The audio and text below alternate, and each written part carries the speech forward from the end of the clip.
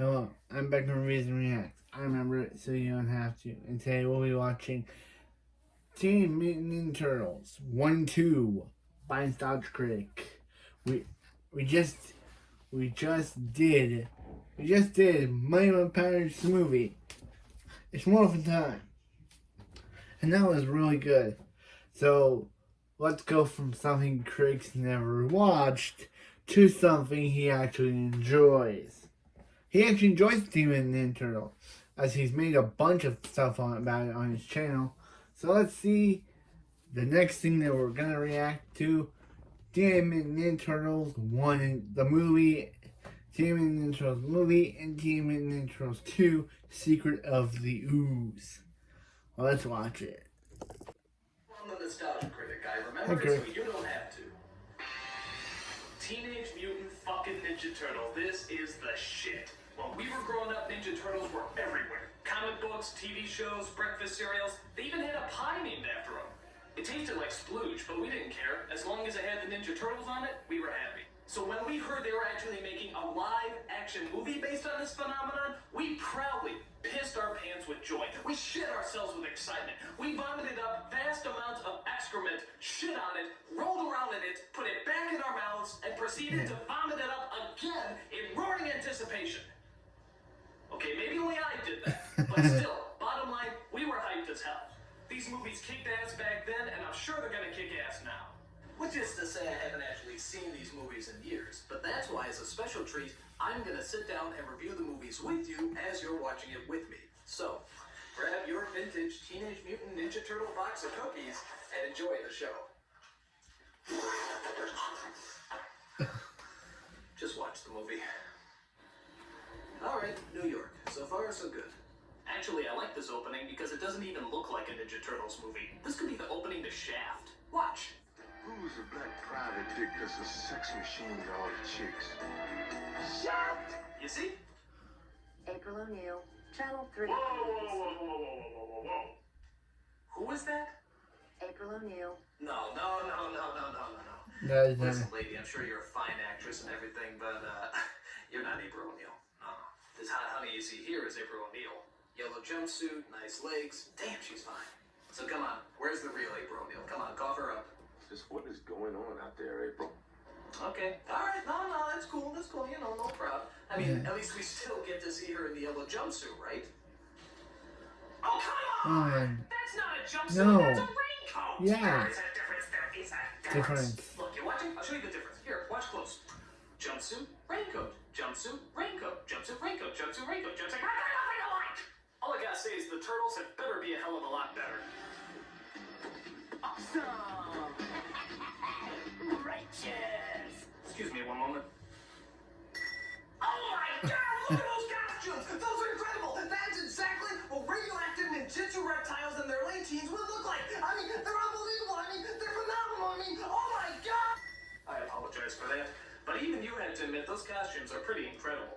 The guy who put these all together was Jim Henson, the Muppet guy. And do you know how much those puppeteers have to squat in order to get their hands up those asses? It's not even worth thinking about. If this movie was done today, chances are they'd probably turn them all into computer-generated images. Oh, bullshit! They set out to rescue April from the evil Foot Clan, who want to destroy her because she's giving evil pajama-wearing psychopaths a bad name.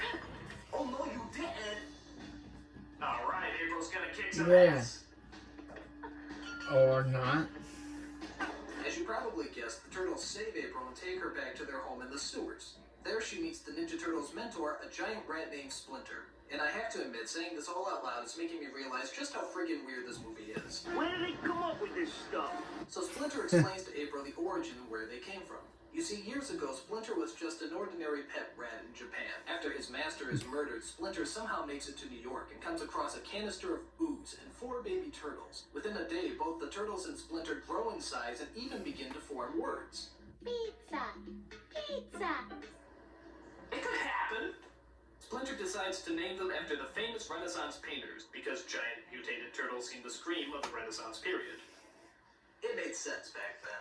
It did. Wondering how much acid she dropped, April decides to help them defeat the Foot and bring order to the city. And on their way, they're helped by a vigilante known as Casey Jones, who's pretty cool despite the fact that he looks like Jason's homosexual Canadian brother. Now, the leader of the Foot Clan is an evil kitchen utensil known as the Shredder, which everyone says is a giant Darth Vader ripoff, but I don't see the resemblance. I am your father. Okay, it's a ripoff, but you gotta give this guy credit. He has a diabolical scheme to... Actually, what was the plan again? Yeah. Punish these turtles. I'm sorry. I don't care how menacing or powerful you are. There's no way you can make punishing turtles sound threatening. I'm sorry. It's just not humanly possible. But, you see, he's using kids and teenagers to fight his battles. If you went up to a hitman and said you wanted them to hunt down some turtles, they'd probably laugh in your face. However, if you get a bunch of stupid kids, stone them off their asses, get dressed up in shiny metal, recruit them to be ninjas, and then ask them to hunt down some turtles, Yeah, they probably. dude, sign me up! My only problem with this plan is the costumes they're assigned. I mean, I know they're supposed to be ninjas and everything, but those costumes are so tight, I don't even think they can talk.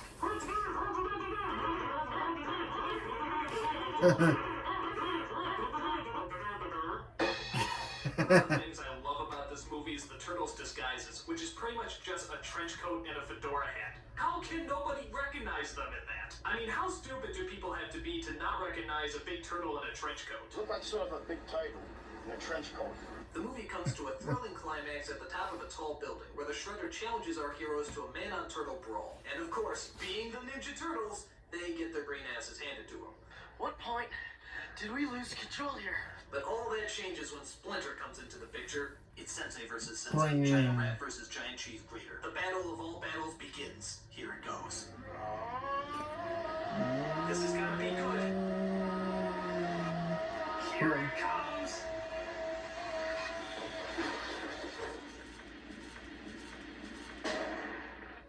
Bullshit! What kind of battle is that? Yeah. He sticks out his foot like a cartoon character and he trips? What a ripoff! All I gotta say is the next film had better be a lot better. Teenage Mutant Ninja Turtles 2, The Secret of the Ooze. And what exactly is The Secret of the Ooze? It was made in a laboratory. And that's about it. There's not really any surprises on top of that. Kind of a big letdown. But the turtles are back. And this time around they're, well, more kid-friendly, I guess. After all the parents complained about the violence and swearing in the first film, you know, everything that made it good, the second film tones down the action and the bad language. So instead of using their weapons to fight people, they use stuff like cold food, belts, and yo-yos. You know, stuff you find lying around the house. So now all your kids will know how to turn ordinary household appliances into blunt, badass weapons. Thank you, parents of America. Idiots. And as for the bad language, I don't know. I don't remember too much swearing in the first film. Ninja kicked the damn rabbit. Damn. Okay.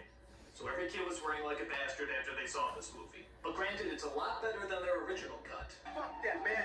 Them niggas around the corner tripped out, man. Fuck that, man. Where my strap? Fuck that. Never let Spike Lee direct a children's movie. No. Can you believe this guy? So the story centers around the return of the sinister Shredder. After doing a short ripoff of Tim Burton's Batman, he gets back into action by plotting his revenge against those pop culture spewing reptiles. He steals a canister of ooze from that guy in Titanic and decides to Guy in transform Titanic. Within seconds, two innocent, harmless animals are transformed into the sinister duo of Bebop and Rocksteady. Yeah, like I said, Bebop and Rocksteady. Now the one scene everyone That remembers looks is like the the fight guy. that takes place That in the monster White looks House like they Fire ripped him off of White House Power Fire. Rangers. You guessed That it, looks like- Vanilla Ice. Oh, no. Gee, it looks like they're pretty freaked out about all those monsters breaking. That looks like Shell Shock. Without the stoplight. Wait a minute. I think the ice is feeling something. I think he's conjuring up a rap, a sort of ninja rap, if you will. Yo, it's the great. He is! Look at that! A Go totally ninja, go unrehearsed ninja, yet go. somehow Go totally ninja, go choreographed ninja, rap go. scene Go entirely ninja, made go up. ninja, go. What Go ninja, go talent? ninja, go. I gotta tell you, this guy is going places. Like the unemployment line. So the film climaxes as the Shredder drinks what's left of the mutated ooze and turns into a mutant himself. Jesus Christ, look at that. That is a badass villain. Yeah. It's a super shredder.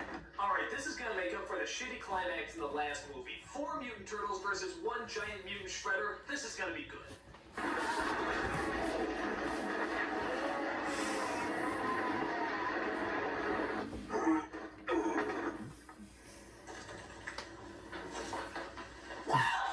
Yeah. Are you telling me that a regular shredder can survive a 7-story fall and a dump truck crushing him, and yet a super shredder can't survive a bunch of wood falling on him? Bullshit, bullshit, bullshit! You know, I'm starting to realize that, these movies aren't quite the masterpieces I remember them to be. I mean, they're weird as hell, they don't make any sense, and they keep pissing me off with their anti-climaxes. But I shouldn't give up hope. After all, there is still one last movie left, Teenage Mutant Ninja Turtles 3. And seeing how now they've had 2 movies to experiment with and find out what works and what doesn't, I think we can safely assume that this is going to be the best of the bunch. So, sit back and let's enjoy Teenage Mutant Ninja Turtles 3. 5 minutes later. Oh my god, it's so terrible!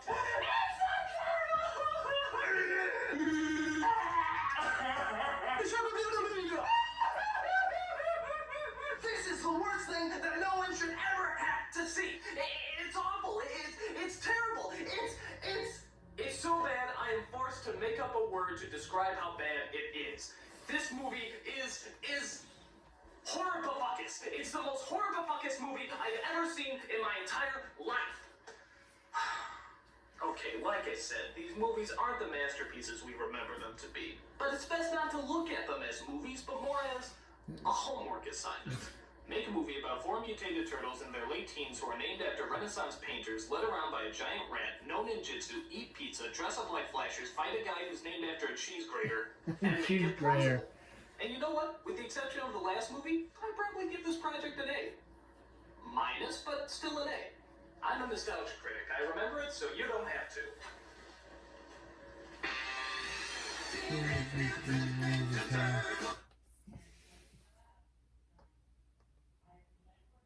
Okay, so that was my reaction for Tmnts Ninja Turtles 1 and 2, and somewhat 3, even though he didn't talk about 3 all that much, but that was good.